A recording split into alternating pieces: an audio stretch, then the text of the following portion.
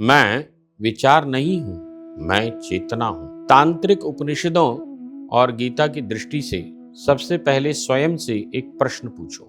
यदि मैं विचार हूं तो क्या मैं हर क्षण बदल नहीं जाऊंगा? सुबह विचार आता है, आज मैं बहुत खुश हूं, दोपहर में विचार बदल जाता है, जीवन कठिन है, और शाम को विचार फिर बदल जाता है, सब ठीक हो जाएगा।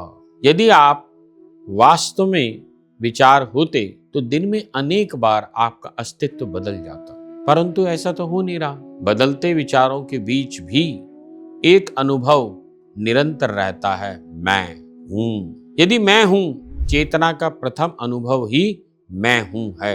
उपनिषदों के अनुसार दृष्टा और दृश्य। उपनिषद कहते हैं कि संसार में दो स्तर हैं। दृश्य, जिसे देखा जा सकता है, दृष्टा जो देखता है, देखने वाला है। शरीर दिखाई देता है, इसलिए शरीर दृश्य है। मन को भी देखा जा सकता है। यदि आप कह सकते हैं आज मेरा मन अशांत है, तो मन भी देखा जा रहा है। विचार भी आते जाते दिखाई देते हैं, इसलिए वे भी दृश्य हैं। अब प्रश्न यह उठेगा कि दृश्य को कौन देख रहा है? वह है आत्मा, चैतन्य, साक्षी। इसलिए उपनिषद कहते हैं जो देखा जा सकता है वह तुम नहीं हो, जो देख रहा है वो तुम हो।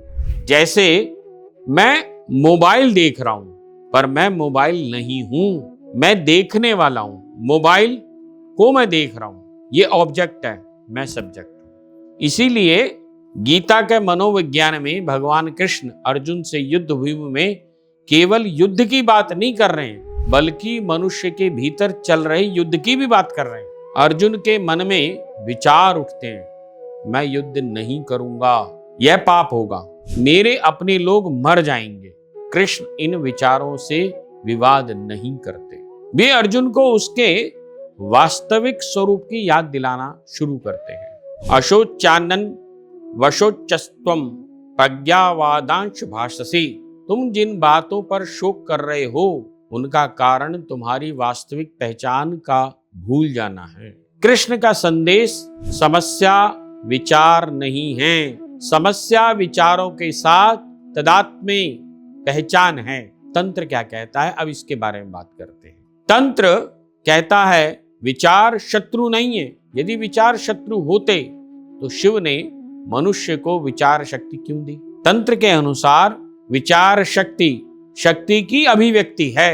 विचार शक्ति ही शक्ति की अभिव्यक्ति है, परंतु जब शक्ति स्वयं को सीमित मैं मान लेती है, तब बंधन उत्पन्न होता है। काश्मीर शैव दर्शन में भी इससे आणवमल कहते हैं। अनंत शिव का स्वयं को सीमित जीव मान लेना। विचार कैसे दुख बन जाता है, ये एक समझने वाली बात है। मान लीजिए किसी ने आपको अपमानित कर दिया। घटना केवल कुछ सेकंड की थी, परंतु फिर मन क्या कहता है, उसने मेरा अपमान किया, मैं छोटा पड़ गया, मुझे बदला लेना चाहिए। अब घटना समाप्त हो चुकी, परंतु विचार उसे बार बार दोहरा रहा है। दुख घटना से कम और विचारों की पुनरावृत्ति से अधिक पैदा हो जाता है। विज्ञान भैरव की दृष्टि से भी विज्ञान भैरव का अद्भुत संदेश, जब विचार उठे उसे रोकना मत, उसे दबाना मत। जब विचार चला जाए उसके पीछे भागो मत। दो विचारों के बीच जो क्षणिक मौन है, उसमें अपने वास्तविक स्वरूप को पहचानो। वह मौन खालीपन नहीं है, वह जीवित चेतना है, वही भैरव है। अब यहां एक और बात समझने की बात है। योग वाशिष्ठ क्या कहता है? योग वाशिष्ठ मन की तुलना चलचित्र से करता है। कल्पना कीजिए कि आप सिनेमा देख रहे हैं, पर्दे पर आग लगी है, युद्ध हो रहा है, बारिश हो रही है, लेकिन पर्दा जलता नहीं, भीगता भी नहीं, गीला भी नहीं होता, फटता भी नहीं। पर्दा सबको धारण करे हुए है। उसी प्रकार विचार चलचित्र है, चेतना पर्दा है। हम भूल जाते हैं कि हम पर्दा हैं और स्वयं को चलचित्र मान बैठते हैं। यही संसार का बंधन है। तंत्र एक और उदाहरण देता है। दर्पण में हजारों चेहरे दिखाई देते हैं। कोई हंस रहा है, कोई रो रहा है, कोई क्रोधित हो रहा है, कोई मोहित हो रहा है, लेकिन दर्पण किसी भी चेहरे से प्रभावित नहीं होता। वैसे ही चेतना में क्रोध आता है, प्रेम आता है, भय आता है, आनंद आता है, पर चेतना स्वयं इन सब की साक्षी बनी रहती है। आकाश और बादलों के हिसाब से अगर इस बात को समझा जाए तो यह उदाहरण उपनिषदों और तंत्र दोनों में अत्यंत प्रिय है। आकाश में बादल आते हैं, कभी काले बादल, कभी सफेद बादल, कभी तूफान, कभी इंद्रधनुष बनता है, कभी भी आकाश भीगता नहीं है। उसी प्रकार क्रोध एक बादल है, भय भी एक बादल है, वासना भी एक बादल है, अहंकार भी एक बादल है।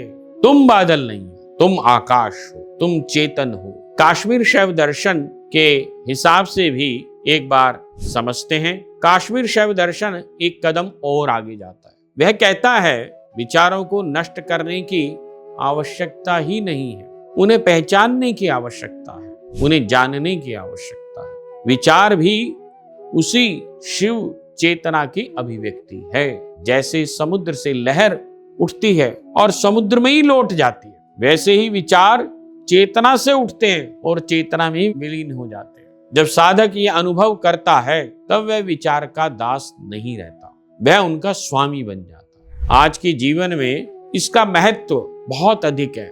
आज अधिकांश लोग बाहरी घटनाओं से नहीं बल्कि मन की लगातार चलती हुई कहानी से थक जाते हैं। एक छोटी सी घटना मन में सैकड़ों बार दोहराई जाती है, ओवरथिंक करी जा रही है। यहीं से तनाव, चिंता, ईर्ष्या, भय बढ़ते जाते हैं। यदि प्रतिदिन तुम समय रुक कर केवल ये देखो कि यह विचार कहाँ उठ रहा है, मैं इसे देख रहा हूं इसलिए मैं ये विचार नहीं हूं, तो धीरे धीरे विचारों की पकड़ ढीली पड़ने लगेगी। उपनिषद कहते हैं तुम साक्षी बनो। ये साक्षी क्या है?